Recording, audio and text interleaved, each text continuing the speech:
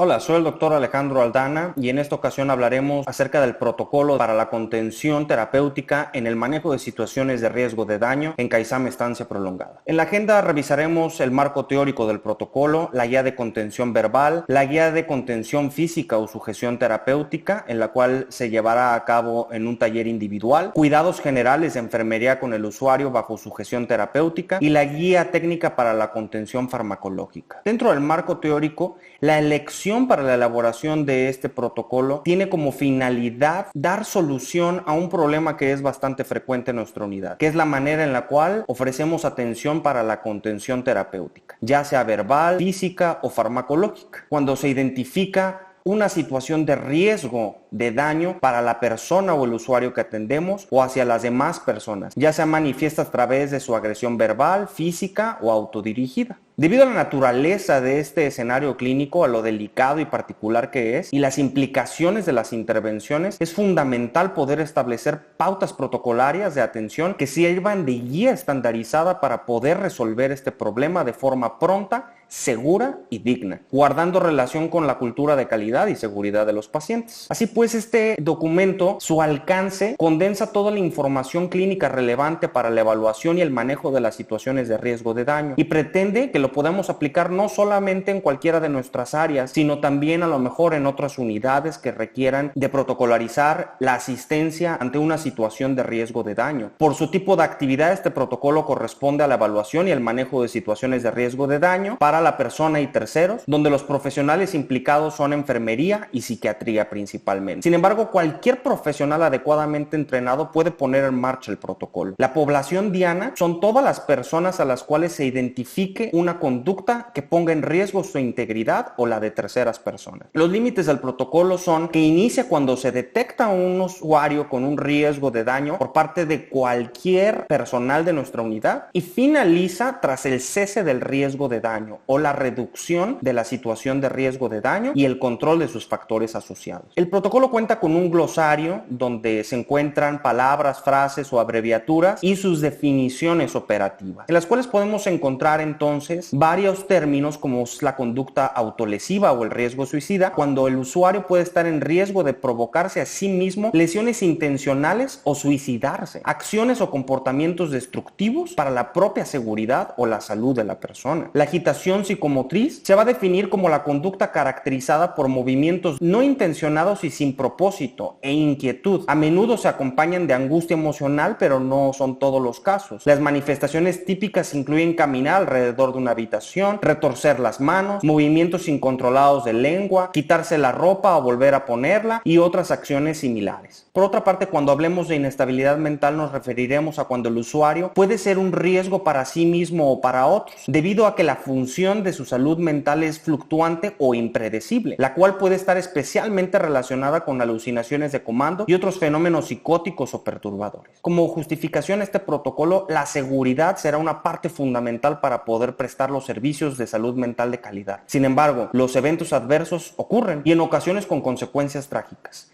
Proteger a los pacientes y a otros de los daños es una prioridad clave. El manejo apropiado de las situaciones de riesgo de daño, entonces, serán un componente esencial para proporcionar dicha protección. Dentro del protocolo podremos encontrar este anexo descrito como los elementos básicos a considerar en la evaluación clínica de la situación de riesgo de daño. Así pues, podemos profundizar en algunas de estas partes.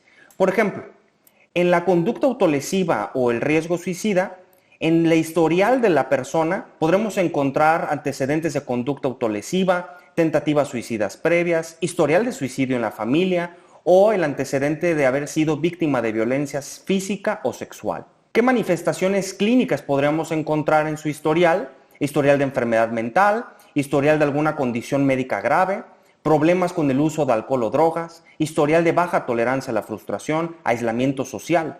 ¿Cómo lo encontramos? ¿Cuál es la actitud de estas personas? Pueden tener una deficiencia en las habilidades de regulación emocional, impulsividad y la habilidad emocional, creencias y comportamientos autolimitados o contraproducentes. En el contexto o en el ambiente podrá ser desencadenado quizá por la pérdida o la muerte, separación de la pareja, de un trabajo, inclusive de una mascota. un cambio significativo en el estilo de vida, por ejemplo, iniciar el retiro, la jubilación, los hijos que abandonen el hogar o quizá problemas financieros que estén desencadenando que la persona genere ideación suicida o deseos de morir. Otra situación de riesgo de daño sería aquellas situaciones en las que hay daño pero hacia las demás personas, hacia las terceras personas. Entonces podríamos encontrar en el usuario antecedentes de violencia, historial de trastornos de conducta en el pasado, historia de no adherencia a su tratamiento, articular el riesgo, las alucinaciones auditivas de comando que le estén mencionando que le haga daño a otras personas, la fase maníaca en el trastorno bipolar, trastornos del control de impulso, que también se pueden encontrar en las personas con conducta autolesiva, problemas con el uso de alcohol o drogas. Podemos encontrar también en su historial o en su actitud ataques de ira y problemas de regulación emocional, baja tolerancia a la frustración, cognición o pensamiento antisocial. En el medio ambiente o en el contexto, podríamos encontrar una red de apoyo familiar deficiente o inestable, relaciones interpersonales o familiares fracturadas. En la edad se asocia más la agresión a terceros en la población juvenil. El daño a terceros está también mayormente asociado a los hombres. Otra de las situaciones en las que podemos encontrar riesgo de daño son en aquellas personas en las cuales por sí misma quizá no manifiesten signos de quererse hacer daño a sí mismos o a los demás. Sin embargo, se vuelve una situación impredecible y por lo tanto hay que tener en consideración que puede existir una situación de riesgo de daño. ¿Qué vamos a encontrar en estas personas? Generalmente estarán asociadas a la pobreza o a la indigencia, pobre o nula red de apoyo familiar, experiencias de acoso, estigmatización, quizás huellas de que hayan vivido en calle, una historia de no adherencia al tratamiento, rechazo al autocuidado e higiene, aumento del uso de alcohol o drogas, puede haber evidencia de sintomatología grave o signos de conducta amenazante. Los vamos a encontrar quizá con deficiencias en habilidades cognitivas, emocionales y conductuales, la conducta que puede indicar un cambio afectivo mayor, por ejemplo, que haya incrementado los gastos, la euforia o la realización de su testamento. Podríamos encontrar en el contexto que haya habido un cambio en el estilo de vida, pérdida del empleo, las relaciones interpersonales o una situación de duelo. Todos estos elementos a considerar podrán ayudar a identificar a estas personas en las cuales puede haber una situación de riesgo de daño potencial para ser atendidos incluso antes la acción quizá autolesiva o de daño hacia otras personas. Cuando trabajamos con las personas e identificamos una situación de riesgo de daño y que ameritan la contención, tenemos que tener muy en mente los derechos humanos de esa persona. En 1991, la ONU aprobó los criterios fundamentales de regulación internacional que delimitan los principios y las normas mínimas para la protección de las personas con enfermedad mental, dentro de las cuales se encuentran los derechos en caso de incapacidad comprobada según normas médicas, refiriendo que el paciente o la persona portadora de una enfermedad mental discapacitante tiene derecho a no ser sometido a restricciones físicas o la reclusión involuntaria, salvo con apego a los procedimientos oficialmente aprobados por la institución psiquiátrica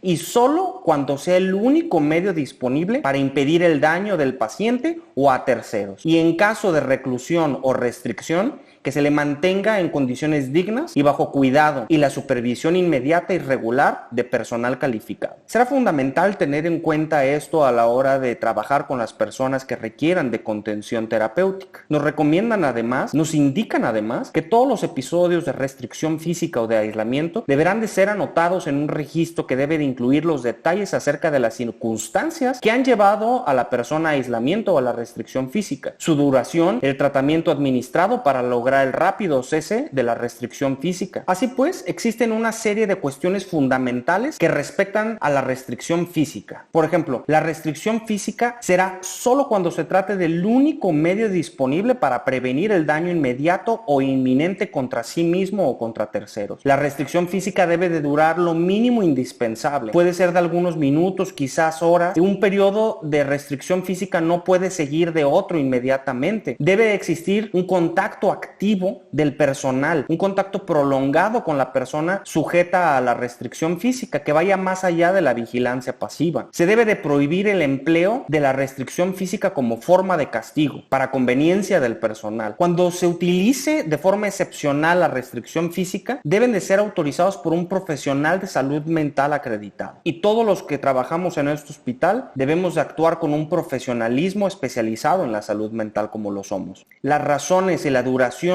de la restricción física y del tratamiento administrado para lograr su rápido cese se debe de registrar en la historia clínica del paciente por el profesional de la salud mental que haya autorizado o avalado dichas intervenciones. Toda restricción física debe de anotarse en un registro accesible al órgano de revisión. Los miembros de la familia o los representantes personales de la persona deben de ser inmediatamente informados del requerimiento de restricción física del paciente. ¿Cuál es el objetivo de este protocolo? Es garantizar la seguridad y calidad de la atención del usuario con riesgo de daño para sí mismo y el de terceras personas, mediante la aplicación estandarizada de estrategias oportunas y escalonadas, con la búsqueda de evitar en lo posible la contención